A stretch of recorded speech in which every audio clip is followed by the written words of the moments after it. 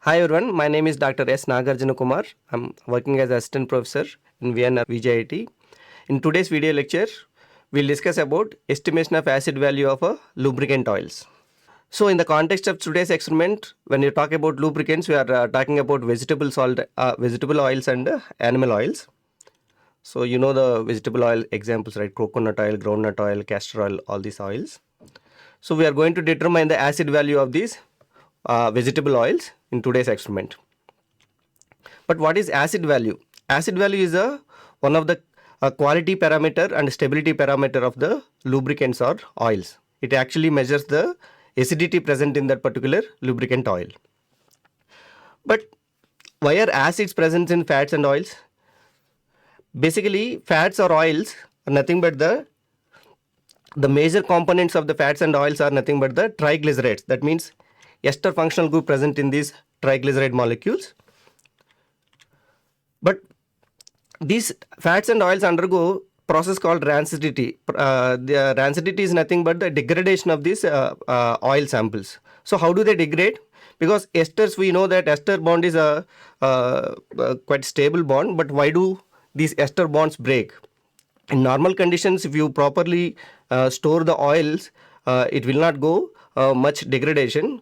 But if you do not properly store your oils and fat samples, I mean, if you expose it to the atmosphere and properly not close it, it will undergo this hydrolysis process and oxidation process. Hydrolysis acts actually acid. We know that hydrolysis of acid gives rise to alcohols and carboxylic acids. So if you open the oil samples to the ambient conditions, like if you do not properly close the lid of the oils, and if it is exposed to the light and the temperature and atmosphere, they undergo the hydrolysis process. This hydrolysis process is actually accelerated by, this is not a spontaneous process, but this hydrolysis process can be accelerated by in the ambient conditions, there are a lot of microbes present in that, right? Those microbes actually secrete this enzyme called lipase. Under the presence of this lipase enzyme, so by reacting with the moisture present in the ambient conditions, these esters undergo hydrolysis, and the ester molecules, whatever the triglyceride, will break into glycerol and corresponding fatty acids. Fatty acids, we all know the definition, right? Fatty acids nothing but the long chain carboxylic acids. So further, after breakage of these ester bonds, these fatty acids further undergo oxidation, because some of the fatty acids, like unsaturated fatty acids, will have double bonds, like multiple bonds in their structure in the carbon chain length. So these double bonds or triple bonds will undergo epoxidation. When the double bond reacts with oxygen, we know, right, epoxide forms. This epoxide further decomposes into carboxylic acid. So this whole process is called the rancidity. Rancidity is nothing but the degradation of or spoilage of these fats and oils. So this degradation process actually generates these free fatty acids. So in today's experiment, how much degradation is present in our lubricant oil, we are going to decide by simple acid-base titration. So definition wise, acid value is defined as the number of milligrams of potassium hydroxide required to neutralize this whatever the free fatty acids generated out of this hydrolysis and oxidation process. We have to express in terms of milligrams of potassium hydroxide required to neutralize this free fatty acid present in 1 gram of oil. So today's experiment is a simple acid-base titration. We have generated, the natural process of this degradation of oils generated free fatty acids. So how much free fatty acids are present in the oil sample, we are going to determine using simple acid-base titration. So what are the apparatus required? Simple normal acid-base titration requires a burette, conical flask, beaker, all this normal glassware. And reagents required here is, we are going to use oxalic acid to standardize the potassium hydroxide solution. Potassium hydroxide is the base we are going to use to determine the amount of free carboxylic acid present in the sample oils. So we are taking sample oils here, coconut oil and groundnut oil, the sample oils in the experiment. We also need isopropyl alcohol. I'll explain why. And in the acid-base indicator, in acid-base titration, normal indicator we use is phenolphthalein indicator. So the principle is, whatever the free fatty acid that are generated, we are going to titrate those free fatty acid with the known concentration of potassium hydroxide solution. using phenolphthalein as an indicator. We know that phenolphthalein is colorless in the acid solution. That means with your oil sample, when you add phenolphthalein indicator, it is colorless. But when you start titrating against the potassium hydroxide solution, it starts slowly getting the pale pink color. When the pale pink color persists for some time, that is your when you observe the persistent pale pink color, that is your end point. So we know by this titration we will know the how much of potassium hydroxide, volume of the potassium hydroxide required to neutralize the free fatty acid present in the lubricant oil. That is the principle involved in this experiment.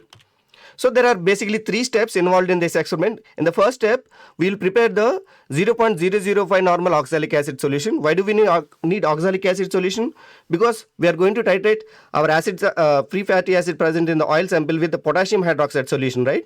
We know that potassium hydroxide is not a primary standard solution. So initially we have to find out the concentration of potassium hydroxide. So for that we need a standard solution. So oxalic acid is our standard solution. You can also see that the concentration is quite low, right? 0.005 normal. As I said, ester bond is quite strong. In normal conditions, the free fatty acid present generated in the oil samples will very low. That's why proportionate concentration we have to take the potassium hydroxide solution. So the proportionate very dilute solution we have to prepare for the standardization of potassium hydroxide. That's why the concentration of oxalic acid is quite low. Anyway, we can prepare in the experiment, we will prepare bulk oxalic acid solution. Students will be distributed. Instead of weight, we will distribute the solution in the volume. So 10 ml of solution will be given in your volumetric flask. You have to make it up to the mark to prepare the approximately 0.005 normal oxalic acid solution. In the step 2, simple acid-base titration against oxalic acid versus potassium hydroxide. So whatever the oxalic acid solution you have prepared in your volumetric flask, take 20 ml of that oxalic acid solution, add 2-3 drops of phenolphthalein indicator. It will be colorless initially because phenolphthalein is colorless in acid solution. Then whatever the potassium hydroxide solution that is given to you, load it in the burette and start titrating against this oxalic acid solution. So at the end point you will get the pale pink color. That is your end point. So you can substitute these values and find out the concentration of potassium hydroxide using the titration law N1V1 is equal to N2V2. We know the volume and the normality of the oxalic acid solution. We will get to know the volume of the potassium hydroxide required to neutralize this oxalic acid by this titration, and the N2 value will be the normality of your potassium hydroxide solution. In the third step, we will take the oil sample. Generally whatever the oil, the free fatty acid or oils are not hydrophilic, right? So they will not dissolve in water. So that's why we need alcohol as a solvent here, because unless we mix the reagent properly in a medium, we cannot actually expect the reaction to happen, right? So oil samples will not dissolve in water. That's why we have to take isopropanol. So we have to weigh out exactly 1 gram of coconut oil or the groundnut oil. These two are the samples we are going to find out the acid value. So take 1 gram of coconut oil and 1 gram of groundnut oil in separate conical flask, and add 10 ml of isopropanol. We have isopropanol in the lab. We can use isopropanol or ethanol. So you can add 10 ml of isopropanol to the oil sample, and at room temperature itself it will not completely miscible. That's why we have to heat this conical flask for 30 minutes at 60 to 70 degrees centigrade. So then you have to cool the flask, then add phenolphthalein indicator. So then start titration against potassium hydroxide solution that we have already standardized. And at the end point you see the pink color. So by this titration we'll know how much of potassium hydroxide required to neutralize this free fatty acid. The acid value formula is acid value is equal to volume of the potassium hydroxide and multiplied by normality of the potassium hydroxide multiplied by equivalent weight of that potassium hydroxide, and weight we take in only 1, right? So if you substitute these values in the experiment, you will get the acid value. So we cannot use the N1V1 is equal to N2V2 formula here, although the chemical equivalents are actually matching. Whatever the acid, free fatty acids are equivalent to whatever the potassium hydroxide equivalents, but all the oil sample we do not know. In N1V1 is equal to N2V2 formula, we usually know the volume of the reactant, right? In the oxalic acid we know the volume of the oxalic acid, 20 ml, but here we are taking weight of the oil sample. That's why we cannot use the N1 is equal to N2V2 formula. But we know the concentration of potassium hydroxide, that is normality. We know the potassium by standardization step 2, and the step 3 we know the volume of the potassium hydroxide. Now we have to express, you remember, right, the definition of acid value is number of milligrams of potassium hydroxide required. When you know the normality and the volume of potassium hydroxide solution, you can easily find out the weight of that particular potassium hydroxide, right? So if you convert this simple normality formula, you will get this acid value formula. So by substituting this volume and the normality of the potassium hydroxide, we will get the acid value of that particular oil samples we have taken. Let's go to the lab and do the conduct this experiment first, and we'll come back for the final conclusion. In the step 1, we have to prepare the oxalic acid solution, 0.005 normal oxalic acid solution you have to prepare from the bulk solution that we have. Then potassium hydroxide bulk solution also you will be given. So first make up to the mark to make the oxalic acid solution, primary standard oxalic acid solution. Then take the potassium hydroxide solution, approximately 0.01 normal, that is approximate concentration. You have to standardize that in a 250 ml beaker. So fill that potassium hydroxide in the 50 ml burette. Make sure there are no air bubbles in the burette. Mark it up to the 0 ml. Now take the 20 ml of oxalic acid solution from the whatever the volumetric flask we have prepared our solution. So using the pipette, take 20 ml of oxalic acid solution into a conical flask.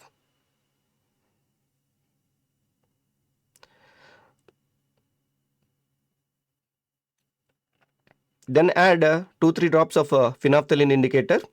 So we are using phenolphthalein indicator in this titration. We know that phenolphthalein indicator is colorless in acid medium. So add 2-3 drops of phenolphthalein indicator. Now start the titration against this potassium hydroxide solution. So you know that when you add the potassium hydroxide solution, it will start turning pink, but it will immediately disappear. So as long as it is acid, so the solution stays colorless. But once the acid is completely neutralized by potassium hydroxide solution, you will get to see the pink color. So wait until you get the permanent pink color.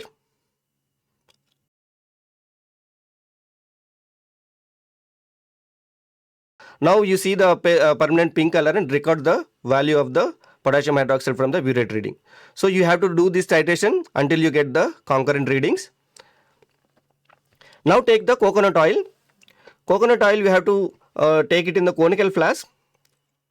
Using the balance, exactly take the 1 gram of coconut oil.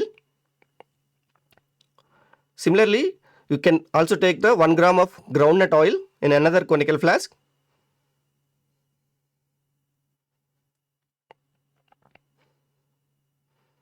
As I said, these oil samples are not soluble in water. That's why we have to dissolve them in the alcohol. So we have isopropanol in the lab. So take 10 ml of isopropanol and add to these oil samples to dissolve the oil in the alcohol. Normally at room temperature also these oils will not completely miscible. That's why we have to heat them, the oil samples, using the water bath. We have water bath in our lab. So after adding the isopropanol to the conical flask, we have to keep them on the water bath for 15 to 20 minutes.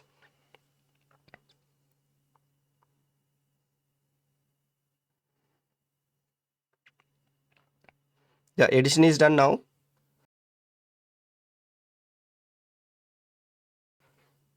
Let's go to the water bath.